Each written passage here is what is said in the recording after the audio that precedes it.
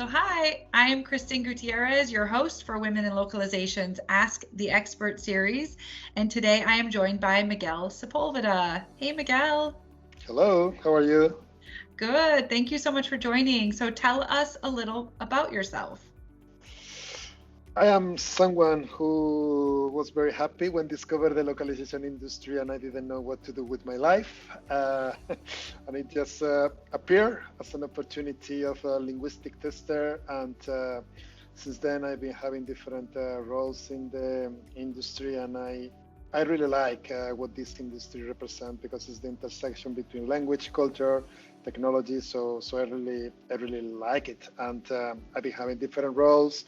Currently, I am leading the globalization activities at Kin, the Candy Crush makers. So I am in the game localization industry, and on top of that, I'm doing more stuff because I like this. So I'm collaborating with NIMSI, for example, with globalization research.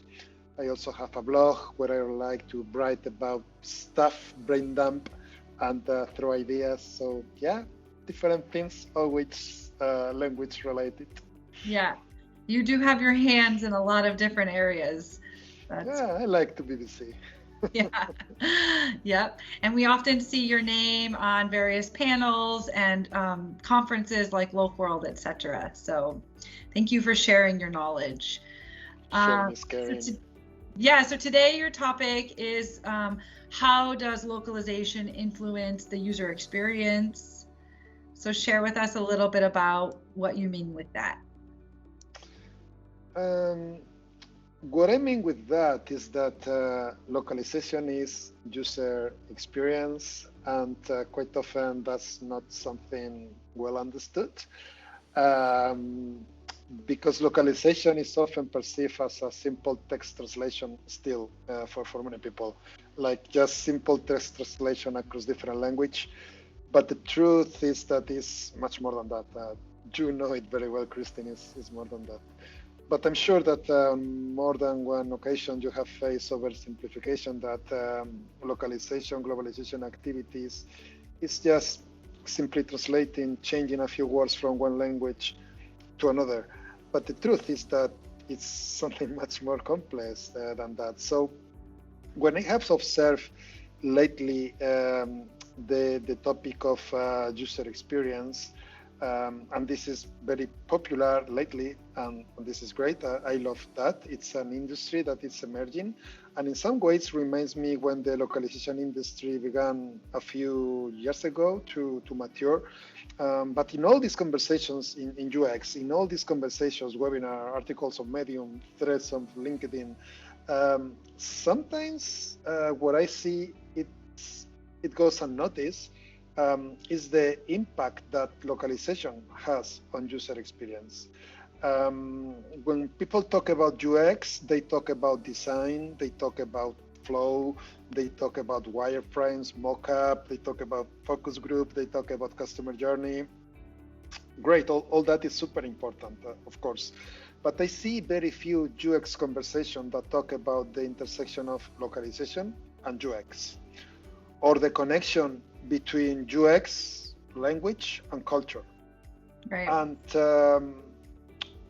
if you think about it, how can you create a good user experience if you don't consider language?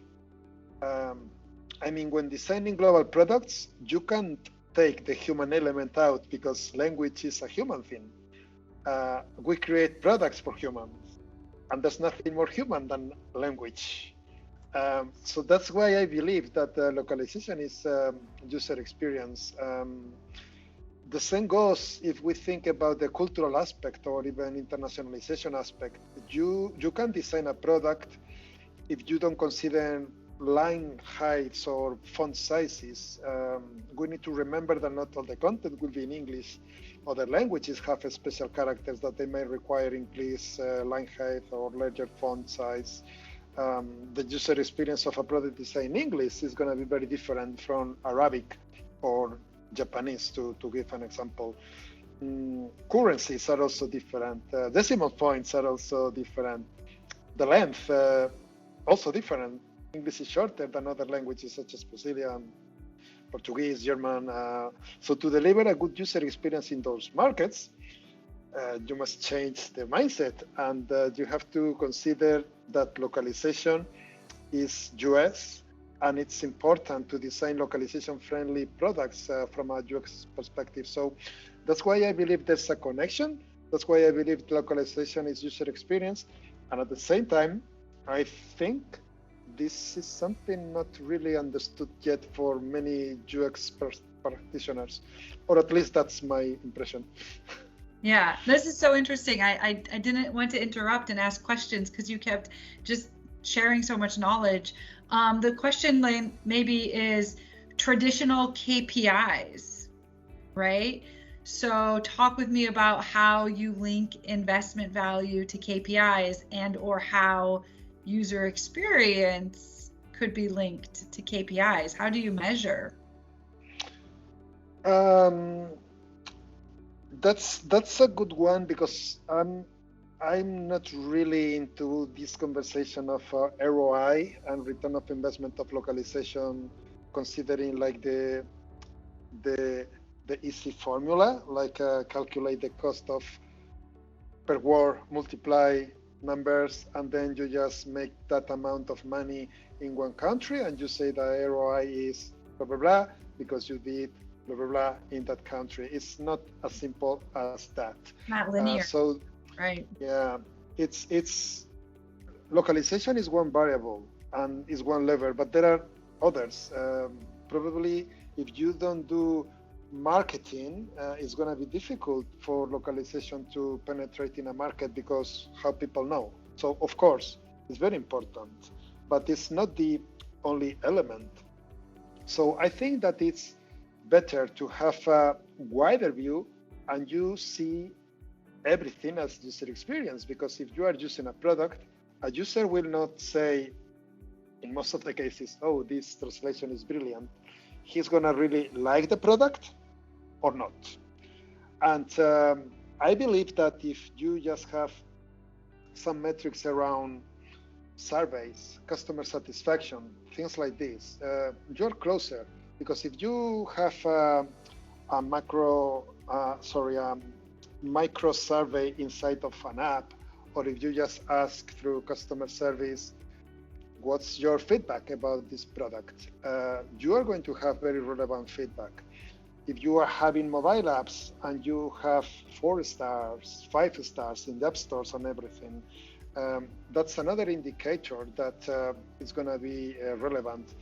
Because if someone is giving, and I have seen that as part of some business cases that I have used, I have browsed app stores and I have seen 2 stars and saying, please localize this, like feedback for the different developers.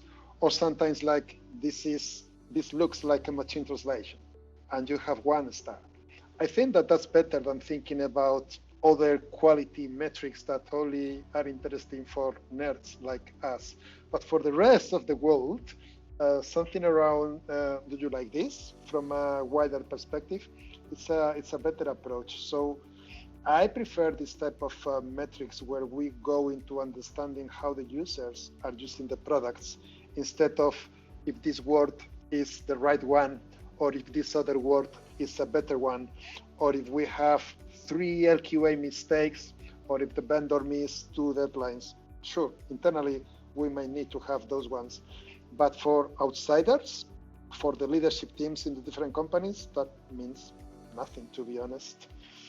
You've certainly given us a lot to think about. I'm not just saying that. It really is thinking about KPIs and the whole, outcomes-based operations of why you're localizing to begin with, right? I mean, to have great products that work well in their target market. Do you have any blog posts on your personal page about this topic? Yeah, definitely, because it's one that I'm continuously discussing with different people. That seems to be two lines and to approach people who believe that you can quantify ROI as a number, as a formula. I don't think that's possible. So I have different posts that I explore this, and I have included there some examples. So yeah, you can go there, type ROI, and there will be some articles. Okay, well, sweet. So anybody who wants to continue this conversation with Miguel, please comment below wherever you see this video. We'll be sure to tag you, and also, yeah, he can point you toward his website or any other resources. Thank you, Miguel. This would make for a very interesting panel discussion in the future. You are very welcome. Looking forward to that.